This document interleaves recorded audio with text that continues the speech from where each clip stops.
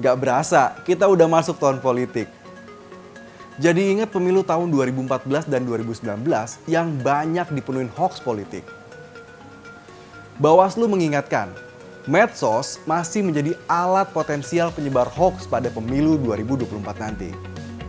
Ya, belajar dari pengalaman pemilu 2014 dan 2019, isu PKI masih menjadi jualan untuk menjatuhkan lawan politik. Joko Widodo bahkan sudah diserang hoax PKI sejak maju dalam pemilihan presiden 2014. Dengan berbagai narasi, salah satunya adalah ayah Jokowi disebut sebagai tokoh PKI.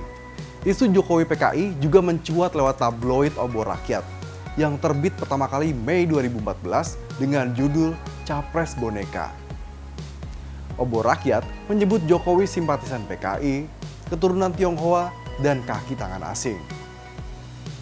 Lembaga Studi Demokrasi dan Keberagaman Setara Institut menilai ada pihak yang sengaja menyebar hoax ini secara sistematis untuk melemahkan elektabilitas Jokowi. Calon anggota legislatif atau caleg juga menjadi sasaran hoax PKI. Pada pemilu 2019 misalnya, Wakil Sekjen Partai Kebangkitan Bangsa Dita Indasari dituding sebagai keturunan PKI. Sejumlah orang sudah ditangkap lantaran terbukti memproduksi dan menyebarkan hoax PKI ini. Di antaranya 15 Oktober 2018, penyebar konten di media sosial yang menyebutkan Jokowi PKI ditangkap.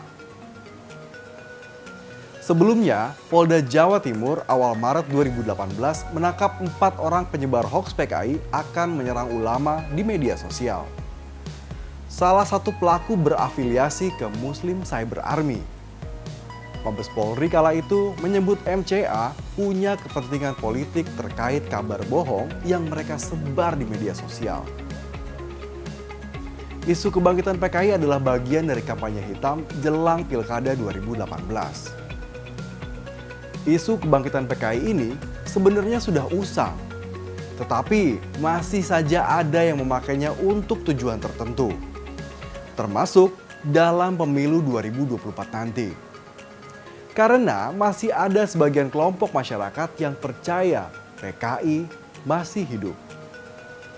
Nah, agar tidak termakan hoax, abaikan kabar yang menyebutkan capres atau caleg tertentu berasal dari keturunan PKI. Fokus pada program capres dan berupaya mengenali caleg di dapil masing-masing menjelang coblosan pada 14 Februari 2024. Banyakin juga baca media mainstream dan perbanyak pengetahuan mengenai capres atau caleg yang mau kamu pilih. Hindari juga membaca hanya dari satu media.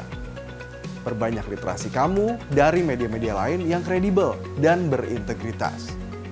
Untuk verifikasi hoax, kamu bisa buka cekfakta.com.